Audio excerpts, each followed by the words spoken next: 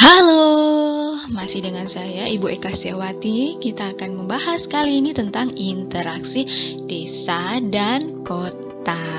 Ngomong-ngomong, kalian tinggal di mana sih? Di desa ataukah di kota?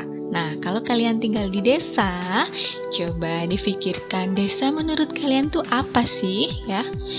Jadi kalau lihat kenampakan di gambar di samping ini ya, desa itu seperti ini penampakannya. Ini salah satu desa di Kabupaten Seram bagian timur Provinsi Maluku ya. Ini diambil dari drone ya. Kalau seperti ini ya, kalau kalian tinggal di desa, tidak seperti ini juga atau seperti ini. Nah, kira-kira apa pengertian desa? Jadi pengertian desa menurut Undang-Undang Nomor 6 Tahun 2014 menyebutkan bahwa desa ini adalah kesatuan masyarakat hukum yang memiliki batas wilayah yang berwenang untuk mengatur dan mengurus urusan pemerintahan. Lalu kepentingan masyarakat juga diurus berdasarkan prakarsa masyarakat, hak asal-usul dan atau hak tradisional yang diakui dan dihormati dalam sistem pemerintahan Negara Kesatuan Republik Indonesia. Nah, itu pengertian desa menurut Undang-Undang Nomor 6 Tahun 2014. Jadi, selanjutnya struktur keuangan desa itu apa saja loh? Desa ini macam-macam struktur keuangan desanya. Jadi ada bola memusat ya. Ada pola mengelilingi fasilitas, ada pola mengikuti jalan raya, ada pola mengikuti garis pantai. Nah lo ada macam-macam kan? Kira-kira desa kalian masuk yang mana ya? Oke, jadi kita akan bahas satu persatu. Yang pertama ada struktur keuangan desa pola memusat.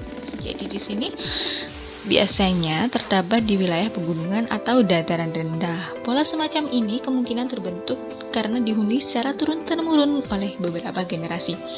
Jadi kalau kalian biasanya tinggal di desa, samping kalian masih saudara, samping kiri juga masih saudara kan?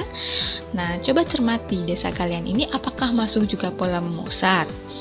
Ya, pola memusat ini bisa dilihat dari gambar di sini ya. Nomor 1 ini adalah daerah tempat pemukiman. Nomor 2 ini arah pengembangan atau pemukiman perluasan. Nomor 3 daerah industri kecil seperti di sini ya. Lanjut ke struktur keuangan desa pola mengelilingi fasilitas. Jadi ini biasanya ditemukan di dataran rendah di mana fasilitas umum yang ada dimanfaatkan untuk memenuhi kebutuhan sehari-hari. Misalnya mengelilingi waduk dan mata air ya. Jadi tergantung bentuknya seperti apa. Kalau mengikuti mendekati waduk berarti ada di pinggiran-pinggiran waduk tersebut arah pengembangan pemukiman masyarakatnya, sehingga di situ bentuknya tidak seperti yang memusat tadi. Ini lebih condong mengikuti dari bentuk dari fasilitas. Lalu ada pola mengikuti jalan raya. Nah, yang rumahnya di pinggir jalan raya ini yang di desa, coba dicermati. Apakah desa kalian mungkin juga termasuk pola mengikuti jalan raya ya, Nier?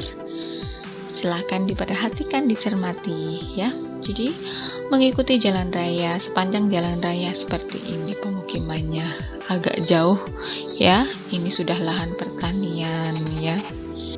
Lalu ada pola mengikuti garis pantai yang biasanya tinggal di pesisir pantai.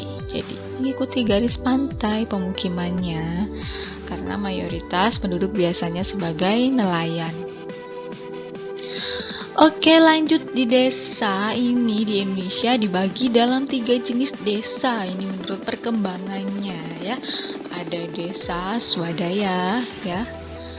Ada desa swakarya atau swakarsa dan desa swasembada ya. Desa swadaya. Desa ini memiliki ciri-ciri biasanya daerahnya ini masih terisolir ya. Penduduknya masih jarang, mata pencaharian masih homogen. Homogen itu masih satu jenis, misalkan agraris.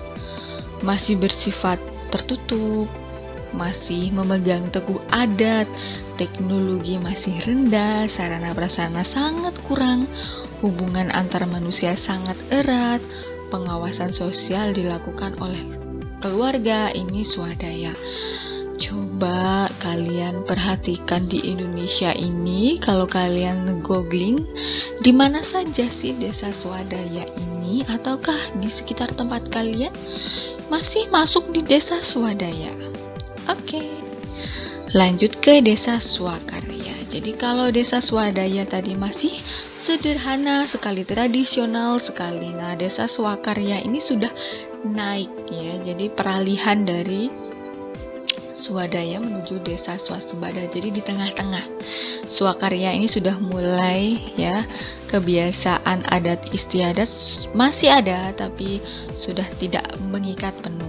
Jadi teknologi sudah mulai digunakan, tidak lagi terisolir ya, tidak lagi jauh dari pusat perekonomian, telah memiliki tingkat perekonomian, pendidikan, lalu lintas dan sarana jalur lalu lintas antar desa sudah agak lancar ya. Jadi belum maju sekali sebagai desa, namun sudah ada di peralihan. Itu adalah desa swakarya.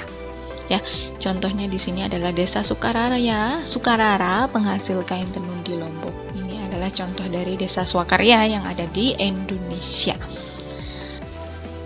Lanjut ke desa swasembada. Desa swasembada ini lebih maju lagi. Ini sudah mampu memanfaatkan, mengembangkan sumber daya alam potensinya untuk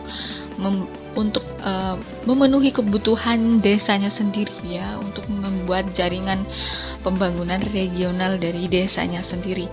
Kebanyakan berlokasi di ibu kota kecamatan, penduduknya sudah padat, tidak terikat dengan adat istiadat, fasilitas memadai, partisipasi masyarakat sudah jauh lebih efektif ya. Contohnya ini ada desa yang memiliki BUMDes terbaik ya, badan usaha milik desa BUMDes ya, di Pulau Jawa ini tahun 2017.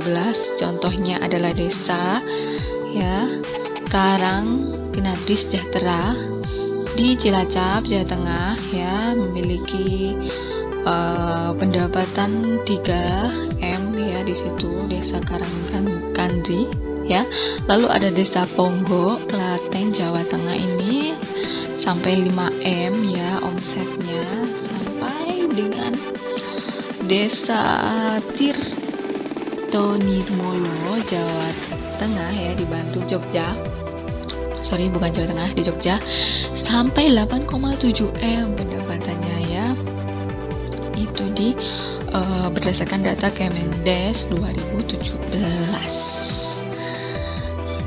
Semoga bisa dipahami kali ini materi kita tentang interaksi desa dan kota. Nanti akan berlanjut di video-video berikutnya. Terima kasih, selamat belajar dan tetap semangat.